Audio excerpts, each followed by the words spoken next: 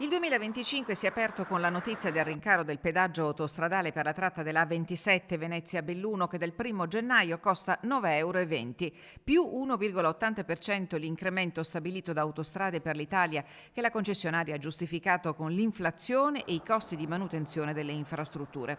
I rincari dei pedaggi sono diffusi in tutta Italia, ma quello per percorrere la A27 fa rumore visto che la tratta è puntellata da anni da infiniti cantieri che vincolano gli automobilisti a gincane fra cambi di corsia e velocità che non supera talvolta i 50 km orari. E stavolta i bellunesi hanno deciso di fare la voce grossa. Ieri una petizione è stata lanciata su change.org.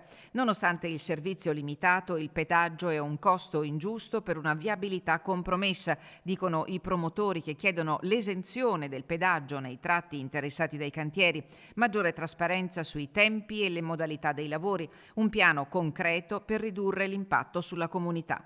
Un'autostrada efficiente non è un lusso ma un diritto ed è ora che chi gestisce la 27 ascolti le nostre richieste, si afferma nella petizione. Le adesioni sono già numerose. Aumenti paradossali a fronte di disservizi, tuona Claudia Scarzanella, presidente di Confartigianato Belluno, che afferma: si parla tanto di lotta allo spopolamento delle terre alte, ma con i rincari dei pedaggi, certo, non si favoriscono gli spostamenti verso la montagna, non solo per i turisti, ma anche per chi viaggia per lavoro.